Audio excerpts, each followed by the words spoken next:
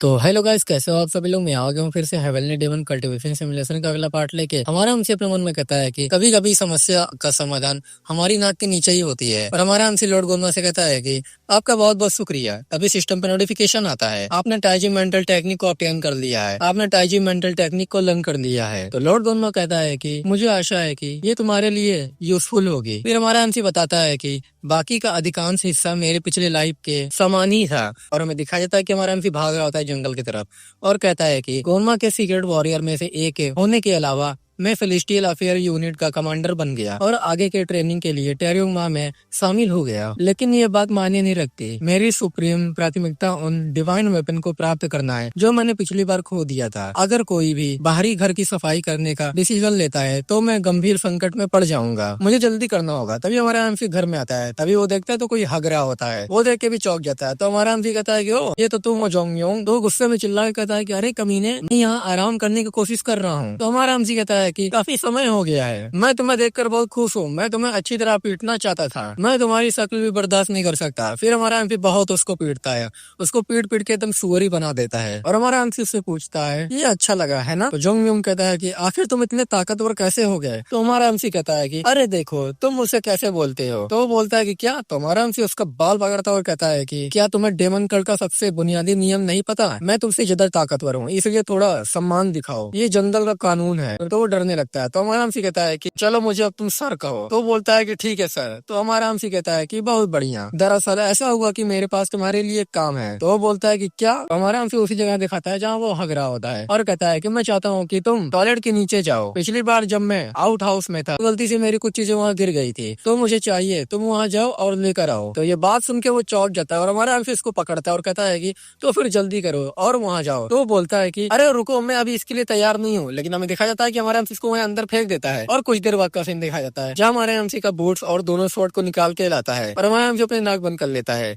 जोंगयोंग कहता है कि मुझे वो सब मिल गया सर। हमारा एमसी भी कहता है कि बहुत बढ़िया और अपने मन में कहता है कि शुक्र है कि गोल्डन बेल्ट यहीं आसपास है, इसलिए मुझे सभी डिवाइन वेपन वापस मिल गए। एकमात्र प्रॉब्लम ये है कि मैंने उस एरिया की खोज की जहाँ मेरे सबऑर्डिनेट ने मेरे पिछले लाइफ में लड़ाई लड़ी होगी, लेकिन मुझे कुछ नहीं मिला। अगर किसी ने कुछ वस्तुएं ले भी लिए तो उनमें से कम एक वस्तु तो आसपास पड़ी होगी। ओह, अगर वो सभी बच गए तो कोई बात नहीं। लोग केवल मरने की ही वस्तु को गिराते हैं, इसलिए वो मेरी मृत्यु के समय जिंदा होते। मेरे सबऑर्डिनेट के पास प्रोबेबली अभी भी उनके डिवाइन वेपन होंगे। दूसरी तरफ हमारे एमसी पे जोंगयोंग अटैक करता था और कहता है कि मर जा कमीने। लेकिन हमारा एमसी उसको एक जोरदार किक मारता है और दूर फेंका जाता है और कहता है कि मुझे उनसे मिलने जाना होगा। फिर हमें कहीं और का सीन दिखा जाता है और योंग और योरीम होते हैं और वहाँ पर स्कॉलर आता है, कहता है क्या यूनिट कमांडर यहाँ पर है। स्कॉलर अपना इंट्रोडक्शन देता और कहता है कि वो मुझे स्कॉलर कहते हैं, मैं आज से उनके ट्रेनिंग प्रशिक्षक के रूप में कार्य करूंगा, क्या तुम जाकर उसे मेरे लिए ला सकती हो। तो सोरियोंग कहती है कि दरअसल सर उसने कहा था कि वो कुछ समय के लिए यहाँ पीछे पहाड़ की चोटी पर ट्रेनिंग लेगा और उन्होंने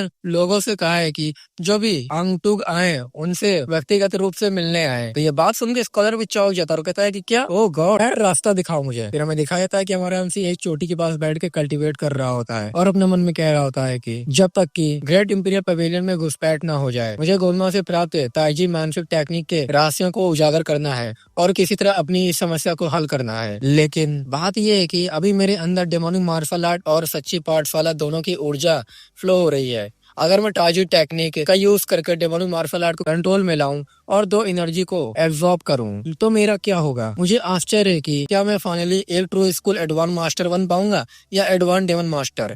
ये डेफिनेटली जैसे एक डेमन वॉरियर के लिए अच्छा नहीं होगा कि true school advance demon master बन जाए। किसी भी मामले में मुझे एआई से बात करने के लिए एडवांस डेमन मास्टर के लेवल तक पहुंचने की जरूरत है। यही रीजन है कि मैंने वापस आने के लिए एक बार फिर जोंगयोंग का सामना करने का जोखिम उठाया। एआई को शायद पता है कि जोंगयोंग से कैसे भिड़ा जाए और मेरे लिए क्या खतरे छिपे हैं और साथ ही मैं किस दिशा में जा रहा हूँ। मेरे फ्यूचर की उसके पास है। फिर हमें दिखाई देता है वही स्कॉलर भी आ जाता है और कहता है कि तुम किस प्रकार की ट्रेनिंग कर रहे हो। तो हमारा एमसी भी कहता है कि ओ मैं अपनी एनर्जी को एक स्थान पर इकट्ठा करने का कोशिश कर रहा हूँ, आप ही वो स्कॉलर होंगे जो मुझे ट्रेनिंग देंगे। तो बोलता है कि हाँ ये सही है, लेकिन तुम्हें कैसे पता चला। तो हमारा एमसी उससे कहता है कि ये लंबी कहानी है। देखो मैं सराहना करता हूँ कि तुम मुझसे मिलने के लिए इतनी दूर आए, लेकिन मुझे डर है कि मेरे पास बात करने के लिए ज्यादा समय नहीं है। क्या इस समय मुझे कुछ जानने की जरूरत है। तो हमारा एमसी अपने मन में कहता है मैं पहले से वो सब कुछ जानता था, जो उसने मुझे मेरे पिछली लाइफ के बारे में पूछा था। उनके सवालों का जवाब देना मुश्किल नहीं था। तो स्कॉलर हमारे एमसी कहता है कि मैं कहना चाहूंगा कि मैं काफी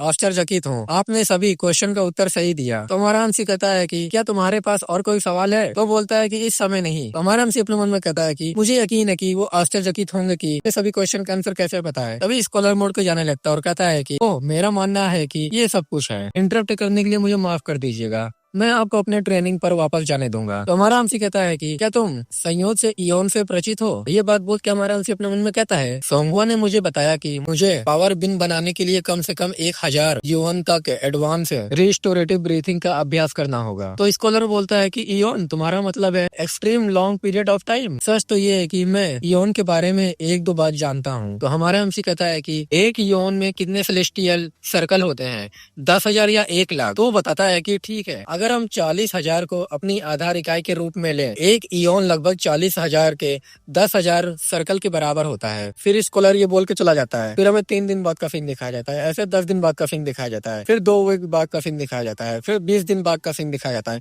लेकिन हमारे यहाँ फिर ट्रेनिंग कर रहा होता है, कल्टिवेट कर रहा होता है और अपने मन में कह रहा होता है कि मुझे आश्चर्य है कि मैंने अब तक कितनी बार अभ्यास किया है, अब इसका हिस्सा रखने का कोई मतलब नहीं है। मेरा माइंड धुंधला होता जा रहा है और मैं अब अपने एनर्जी केंद्र में एनर्जी के फ्लो को महसूस नहीं कर सकता। लेकिन फिर भी एकमात्र काम जो करना है वो चलते रहना है। इवेंचुअली ताजी का रहस्य मेरी एनर्जी फ्लो में परिवर्तन लाएगा। जब ऐसा होता है तो इसे मिस नहीं कर सकता मैं। मुझे हर चीज को वैसे ही स्वीकार करना है जैसे वो है और इस अंतहीन चक्र को दोहराते हुए। फिर हमें दिखाया जाता है कि हमारे एमसी के पीछे योरिम, सोरियोंग और सोंगवा आ जाते हैं। योरिम कहता है कि क्या कमांडर ठीक है? हमने जो खाना उसके लिए लाया था उसमें से उसने कुछ भी नहीं खाया, वो बस कॉन्टिन्यूसली ट्रेनिंग कर रहा है। तो सोरियोंग कहती है कि मैं श्योर हूँ कि उसके पास इतनी कड़ी ट्रेनिंग करने का कोई रीजन होगा, हमें बस इतना करना है, उस पर विश्वास रखे और वेट करे। वो लोग चले जाते हैं और हमारा हमसे अपने मन में कहता है कि अब मैं कुछ भी नहीं सुन पा रहा हूँ, एकमात्र साउंड में अपनी ही सांसें सुन रहा हूँ। क्या मैं सच में सांस ले रहा हूँ? मुझे तो ये भी यकीन नहीं है कि मैं अस्तित्व में हूँ। मुझे ये काम कब तक करना होगा? अंत तक पहुँचने तक। तभी हमारा अंश को कुछ महसूस होता है और उसके सर पे एक लाइट चमकती है और कहता है कि क्या ऐसा हो सकता है? और एक जोरदार एनर्जी निकलने लगती है हमारे एमसी की बॉडी से और कहता है कि ये ठीक वैसा ही है जैसे मैंने पहली बार सुप्रीम डेमन मास्टर तक पहुंचा था। अब तक मैंने अपने रथ संचार तंत्रों में कम से कम 3 या 4 परिवर्तन महसूस किए हैं। ऐसा लगता है कि जैसे सब कुछ खुल गया है। और हम देखते हैं कि हमारे एमसी की बॉडी से एक जोरदार एनर्जी निकलती है और कहता है मेरे चारों ओर की सारी ठंडी और गर्म एनर्जी गायब हो गई है। मैं परफेक्टली नेचर के एनर्जी के साथ तालमेल में हूँ। और अपने आपको चेक करते हुए कहता है कि ये कैसा अजीब फील है, यह ना तो प्योर स्कूल है और ना ही डेमोनिक एनर्जी, ये कुछ अलग है। मुझे यकीन है कि मैं मास्टरी के लेवल तक पहुंच गया हूँ। मुझे आश्चर्य है कि क्या इसका मतलब ये है कि एक एडवांस डेमन मास्टर बन गया हूँ। तभी सिस्टम पर नोटिफिकेशन आता है, आपकी मास्टरी के लेवल में वृद्धि के कारण कुछ स्पेशल स्किल में परिवर्तन हुआ है। आपने heavenly ice and fire trap को लर्न कर लिया है। आपने अर्थ एनिहिलेशन ब्लास्ट टेक्निक को लर्न कर लिया है। आपने इनफाइनाइट विंड गॉड टेक्निक को लर्न कर लिया है। ये सब देख के हमारा एमसी खुश हो जाता है और कहता है अपने मन में हंसते हुए, क्या मैं अब सच में एडवांस डेमन मास्टर के लेवल तक पहुंच गया हूँ? ये देखकर कि मेरी डेमोनिक मार्शल आर्ट स्किल का लेवल बढ़ गया है, ये यही हुआ होगा उस मामले में। तभी हमारा एमसी अपने स्वॉर्ड निकलता है दोनों और अपने ऊपर फेंकता है और कहता है कि मुझे तुमसे मिलने दो एआई। लेकिन हम अगले ही पल देखते हैं कि स्वॉर्ड नीचे आता है लेकिन कुछ नहीं होता। तो हमारा एमसी अपने मन में कहता है कि इस बार में सोचने पर मुझे वैसा निराशा महसूस नहीं हो रहा है जैसे पिछली बार हुई थी जब मैंने उसे बुलाने की कोशिश की थी। शायद अब मैं खतरे के प्रति उतना सेंसिटिव नहीं हूँ क्योंकि अब मैं ऊपर पहुंच चुका हूँ। मुझे यकीन नहीं है कि ये अच्छी बात है या नहीं। इस सिचुएशन में मैं एआई को कैसे बुलाऊं? फिर वो क्लिफ के नीचे देखता है और अपने मन में कहता है कि वहाँ नीचे एक नदी है लेकिन इस ऊंचाई से कूदने पर भी मेरे मौत हो सकती है। वैसे भी मेरे पास ज्यादा समय नहीं बचा है जब तक कि मुझे ग्रेट इंपीरियल पवेलियन में घुसपैठ नहीं करनी है। और वहाँ से जंप लगाते हुए कहता है मुझे क्या खोना है। और हम देखते हैं कि हमारा एमसी जंप लगा दिया होता है, तभी गिर रहा होता है। तभी हम देखते हैं कि combat style AI mode on हो जाता है और हम देखते हैं कि एआई गिर रहा होता है और वो चिल्ला के कहता है कि तुम कमीने। और हमारा एमसी कहता है कि ये वर्क कर गया। एआई कहता है कि तुमने मुझे किस मुसीबत में डाल दिया है। और वो इनफाइनाइट विंड टेक्निक को यूज करके जमीन में एक जोरदार पंच मारता है जिससे वहाँ टोर्नेडो बन जाता है। तो हमारा एमसी ये देख के कहता है कि ये अच्छा नहीं है। तो एआई कहता है कि बेवकूफ चुप रहो और सिस्टम पे लिख के आता है आप अपने मिस्ट्री ऑफ एनर्जी फ्लो को यूज किया है और हम देखते हैं कि एआई हीरो वाली लैंडिंग करता है और हमारा एमसी अपने मन में कहता है कि आखिर क्या हुआ। उन्होंने प्रतिरोध क्षमता बढ़ाने के लिए अपने ऊपर इनफाइनाइट विंड गॉड पावरफुल विस्फोट का यूज किया और फिर एनर्जी फ्लो के रहस्य का यूज करके प्रतिरोध को सावधानी पूर्वक कंट्रोल किया और हवा के झोंकों को भी बाहर निकाल दिया। ये आदमी एक अलग लेवल पर है। तो एआई कहता है कि क्या बचपन में तुम्हारे सर पर कोई चोट लगी थी? क्या हुआ था? सच में मैंने पहले कभी किसी ऐसे पर्सन से मुलाकात नहीं की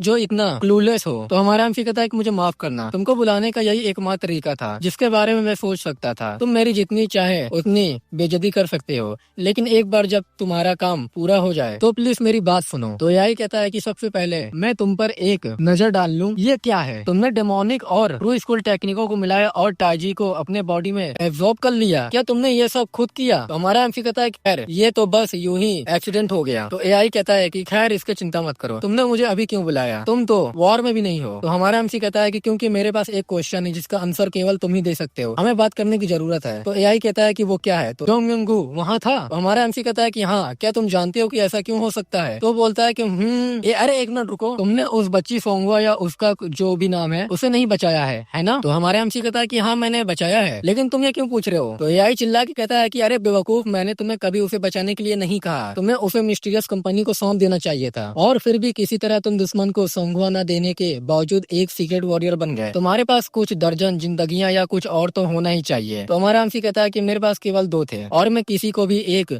मासूम बच्चे को नुकसान पहुंचाने की इजाजत नहीं दे सकता। तो एआई कहता है कि तो इसलिए तुमने यूपे को बुलाया। अब मुझे समझ आया, जोंग युंग गू आवाज से ग्यू सामा से शिकायत करने गया होगा कि तुमने यूपे को बुलाया था और तुम उस एरिया में थे जब उन दोनों की मुलाकात हुई। तो हमारा एमसी कहता है क्या तुम बता सकते हो कि क्या हो रहा है? तो एआई कहता है कि सबसे पहले वो बच्चा ही समस्या है, तुमने उसे बचाकर सब कुछ गड़बड़ कर दिया। ओरिजिनली जो घटना होना था वो ये था कि टैरियोंग मा को माउंट हुआ सेक्ट के निकट माउंट हुआ सेक्ट द्वारा पकड़ लिया गया और कुछ ही देर बाद उन्हें बताता है कि दूसरे डिसाइपल के वॉरियर उनके रास्ते में है। ये सुनकर माउंट हुआ सेक्ट आगामी हमले के लिए पूरी तरह से तैयारी करता है और जब दूसरे डिसाइपल के वॉरियर बाद में वहाँ पहुँचते हैं तो वो उन्हें कुचल देते हैं। लेकिन तुमने माउंट हुआ सेक्ट के सीक्रेट अध्याय पर छापा मारा और टैरियोंग मा को बचा लिया। माउंट हुआ सेक्ट को अचानक पकड़ लिया गया और उसके बाद उत्पन्न किओस में उनका विनाश हो गया। तो हमारा एमसी कहता है क्या ये इतनी बड़ी बात थी कि मैंने टैरियोंग मा को बचाया? तो एआई कहता है कि क्या तुम मजाक कर रहे हो? टैरियोंग मा उनके लिए सिर्फ एक और कैदी नहीं था, वो मोल तोल का साधन था जिसे वो फर्स्ट डिसाइपल को सौंपने वाले थे। इसके अलावा ये तथ्य कि तुमने उसे वहाँ से निकाल लिया, इसका मतलब है कि तुमने उन 3 बुजुर्गों को मार डाला जो सीक्रेट अध्याय की रक्षा कर रहे थे। अपने लीडर को अचानक खो देने के बाद सीक्रेट अध्याय अपना बचाव कैसे कर सकता था? मुझे यकीन है कि उन्होंने हमले के लिए उचित तैयारी की थी, लेकिन जब दूसरे डिसाइपल के वॉरियर ने अपना कदम बढ़ाया, फर्स्ट डिसाइपल ने माउंट हुआ सेक्ट के लिए उन्हें रोके रखने का वादा करने के बावजूद कुछ भी नहीं किया। अकॉर्डिंग के अनुसार माउंट हुआ सेक्ट को उस कारण डैमेज माना जाता है कि उसकी भरपाई करना इम्पॉसिबल है, क्योंकि यूपे दूसरे डिसाइपल का एल्डर है। उन्हें कोने में ढकेलने के लिए हर पॉसिबिलिटी कोशिश करता है। माउंट हुआ सेक्ट के जोंग युंग गू और यूपे दोनों को अपने टकराव के रिजल्ट के रूप में घाव सहने पड़ते हैं, लेकिन तुम्हारी डिसीजन ने सब कुछ बिगाड़ दिया और रिजल्ट अलग हो गया। तो हमारा एमसी कहता है ये सब कैसे बिगाड़ दिया? तो एआई कहता है कि तुमने सोंगा को बचाने के लिए यूपे को बुलाया और वो माउंट हुआ सेक्ट पर हमला किए बिना ही चला गया। तो हमारा एमसी भी कहता है कि क्या? तो एआई कहता है कि इसी कारण जोंग युंग गू को यूपे के साथ अब डुएल में कभी चोट नहीं लगी। वास्तव में वो इतना क्रोधित था कि वो ग्यू सामा से मिलने गया और मांग की कि वो इस घटना की जिम्मेदारी ले, तभी तुम उससे टकराए बेवकूफ। ये सब तुम्हारे अपने डिसीजन का रिजल्ट है। तो हमारा एमसी अपने सर पकड़ता है और कहता है कि अच्छा ऐसा है। और तभी हम देखते हैं कि एआई का भी टाइम खत्म हो जाता है और हमारा एमसी भी अपने बॉडी में आ जाता है और वहाँ स्कॉलर आता है। तो हमारा एमसी कहता है कि शिट, मेरे पास अभी भी उसके लिए बहुत सारे क्वेश्चन थे। और स्कॉलर कहता है कि यूनिट कमांडर। तो हमारा एमसी कहता है कि ओ तुम यहाँ हो सर। तो स्कॉलर कहता है कि आप इस समय क्या कर रहे हैं? तभी वो कुछ देख के हैरान हो जाता है और कहता है क्या आपने एडवांस डेमन मास्टर पर पहुंच गए हैं? तो हमारा एमसी कहता है कि मैं फाइनली ये कर दिखाया, मैं एडवांस डेमन मास्टर तक पहुंच गया हूँ। और सिस्टम पे लिखा हुआ होता है सीओली level advance demon master extreme. तो गाइस ये एपिसोड यहीं खत्म होता है। आई होप आप लोग को वीडियो अच्छी लगी होगी। तो वीडियो को लाइक कर दीजिएगा, चैनल को सब्सक्राइब कर दीजिएगा और कमेंट कर दिए तुम लोग को वीडियो कैसे लगी। हम लोग मिलेंगे नेक्स्ट एपिसोड में, तब तक के लिए बाय बाय।